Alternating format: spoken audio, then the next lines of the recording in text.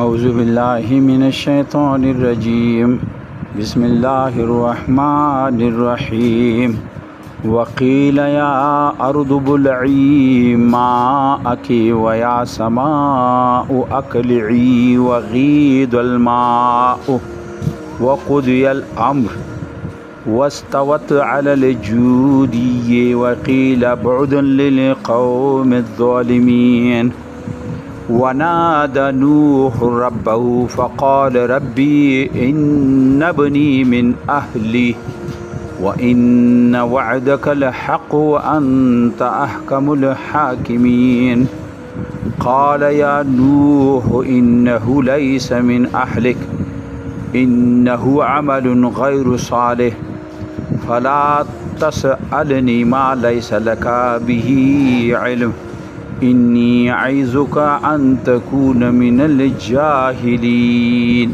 صدق الله العلی العظیم. انتہائی قابل احترام دوستانو، سورہ ہود آیت نمبر 44 45 اور 46 مطالعہ نن موږ کوو انشاءاللہ. د نوح علیہ السلام د قوم او دغه د قوم د تبعیه تذکرہ شروع ده. پرون موږ درس کې دا خبره وا چې یاره او به شروع شي پاس اسمان نه هم مزمکې نه چینی راووتې و ابتدای و تنور نه شوی وه.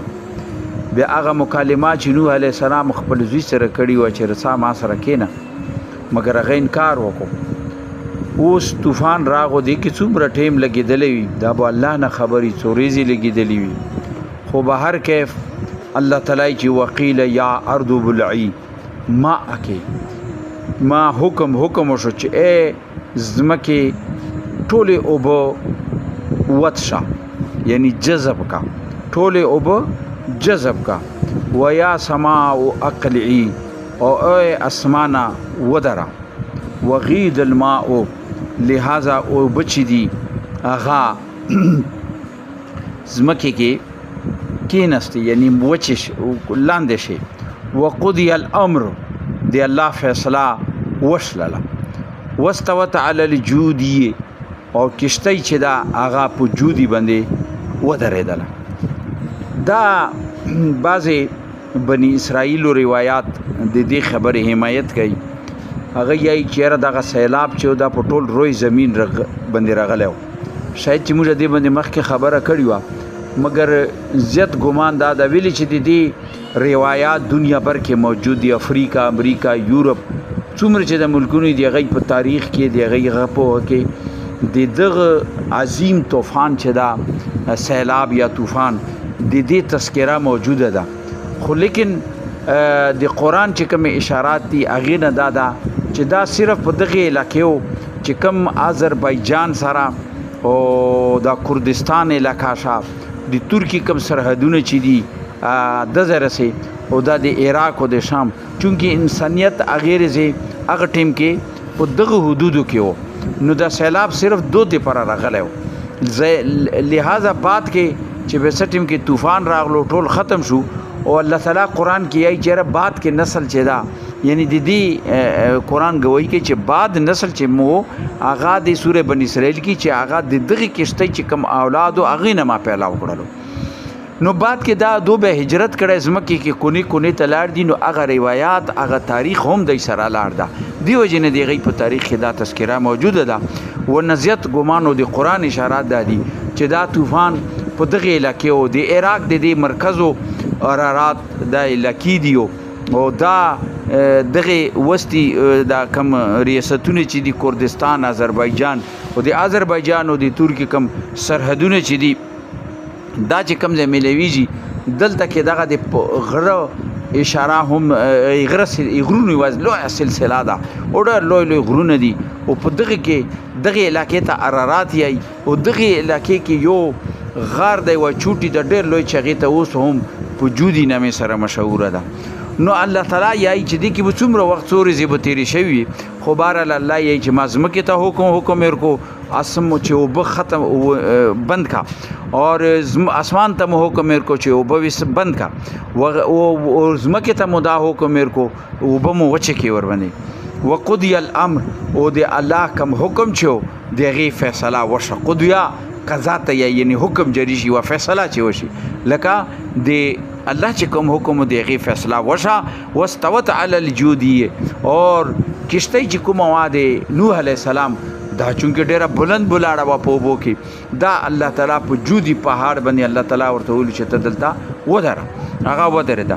وقیل بعدا للقوم الظالمین اور په دغه صورت کې الله یای هغه کوي چې د کوم ظالم قوم دی هغې فیصله وشوه، هغه ډېر لرې کړلی شو، یعنې د ځمکې مخ نه لرې کړی شو. بعد یا یې لرې ته چیرې لرې وغورځېدلی شو للقوم الظالمین، یعنی وقیله ویلی شو د دې باب کې چې دغه قوم چې ظالم و دا ختم کړلی شو د روی زمین مخ نه.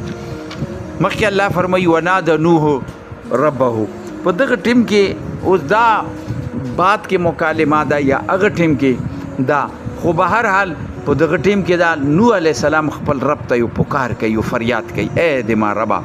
فقال ویلو ربي ای د ما ربا ان ابني من اهلي، چې ما زوی چې و هغه خو د ما اهل نه و، یعنی د ما اهل نه و. او دلته کې الله تعالی ورته سټارټ کې موږ ویلو که نه پرون درس کې چې ورته الله تعالی ورته ویلو چې زه به تا بچ کوم د تا اهل به بچ کوم. نو دلته نوح علیه السلام دا سوال کوي رب ته چې یا رب دا زوی چې و دا خو د ما د اهل نه و، وان وعدک الحق، و د تا چې کومه وعده ده هغه حق ته، هغه برحق ته، یعنی تا خو دا وعده ما سره کړې وه چې تا بچی به زه کوم. نو دلته کې د پیغمبر و نوح علیه السلام، خو بیا هم یو انسان و انساني بشري کمزورۍ چې کومې دي هغه خو هر انسان سره تړلې دي، لہذا د بشري کمزوریو نه یو سات دی پر دا عموماً کیږي، تمامو پیغمبرانو سره داسې واقعه شوي ده. نو هغه هم د بشري غنه کمزور شو، هغه زوی چې دغه ته رایاد شو یا هغه ټیم کې و. نو الله ته دا ویلو چې یا الله تا خو ما سره دا وعده کړې وه چې د تا اهل به زه بچ کوم، او د کوم زوی چې و دا خو د ما اهل نه ده. وان وعدک الحق، او د تا وعده هم برحق ده، خو ورسره فورا یای وانت احکم الحاکمین، چې د تا کومه فیصله چې ده هغه آخري فیصله، ته بهترین حاکم د حاکمانو حاکم، یعنی ته چې کومه فیصله کوې هغه آخري فیصله وي، هغه څوک چیلنج کولی نه شي، څوک یې نه شي، بس یوه خبره ده چې ما وکړله. نو الله تعالی ورته څه جواب ورکوي. دې نه دا اندازه لګي چې الله ته په نظیر کې تمام انسانیت یک یو شی ده، که به چا سره د هغه رحم دی بیا هغه دی چې هغه په اعمال صالح کې زیات وي. لہذا دلته فرمایي قال یا نوح، الله ورته جواب ورکوي ای نوح انه لیس من اهلک، هغه د تا اهل نه و، یعنی تا خونی رشته خو ضرور وه، جسمانی رشته دی ورسره ضرور وه، خندنی ورسره ضرور وه، نسبی رشته دی ورسره ضرور وه، خو پیغمبر چې وي هغه پهله خبره خو دا ته چې پیغمبر چې وي هغه نسبی خاندان سره د هغه تعلق نه وي، بلکې هغه یو تعلق امت سره وي، او د امت دار و مدار هغه باندې ایمان سره وي.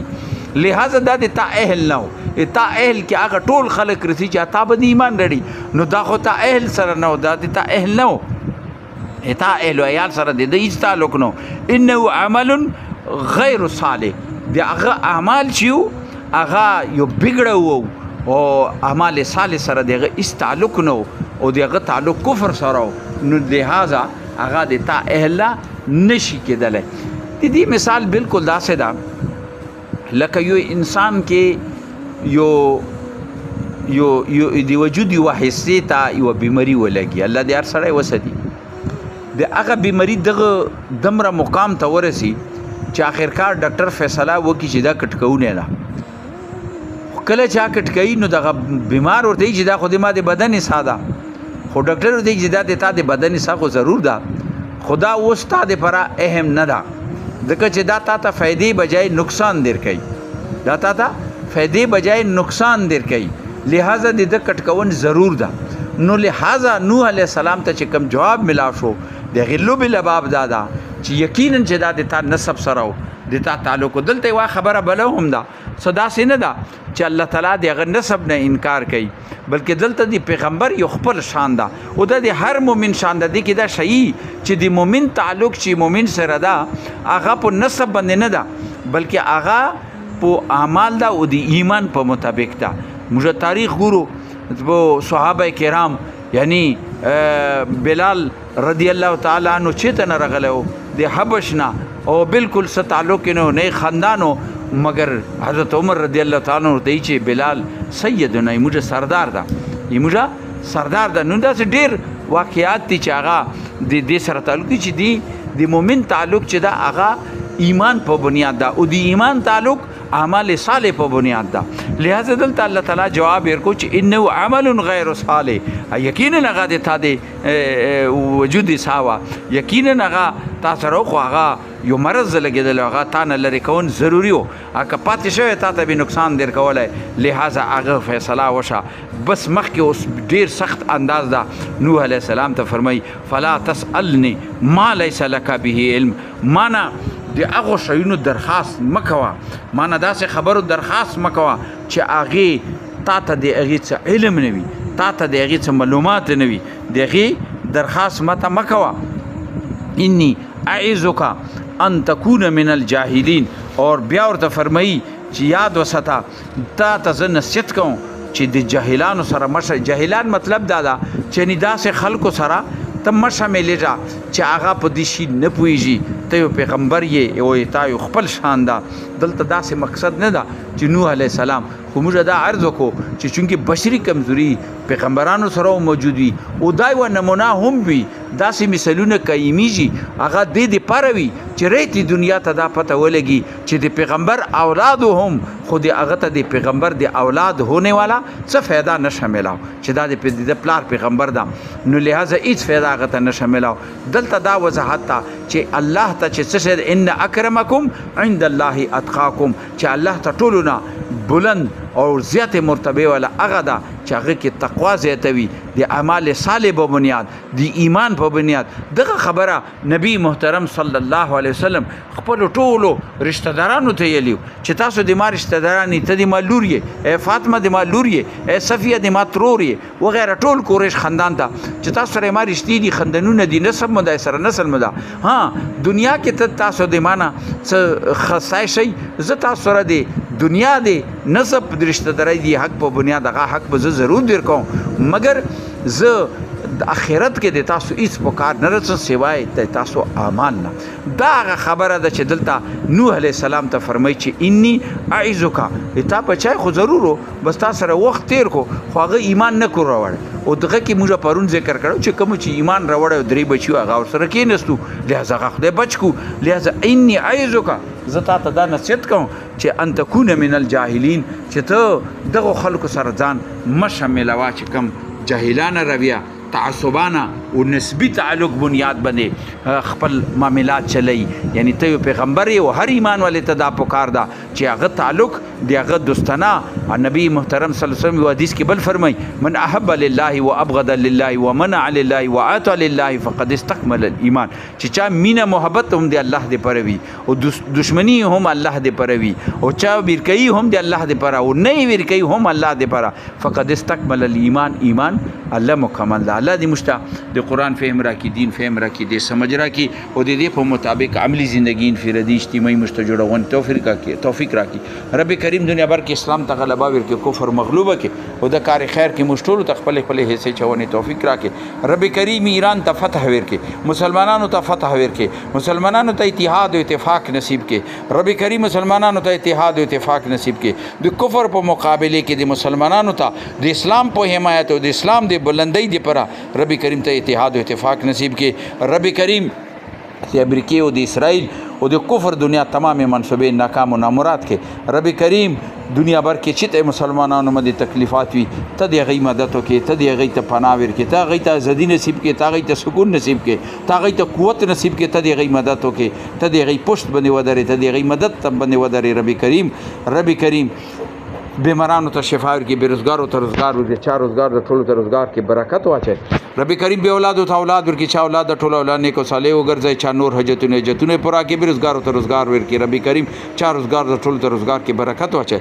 رب کریم زموږ څومره ځان شته د دنیا نه لاړ دي ټولو ته مغفرت نصیب کړي. مرګ پر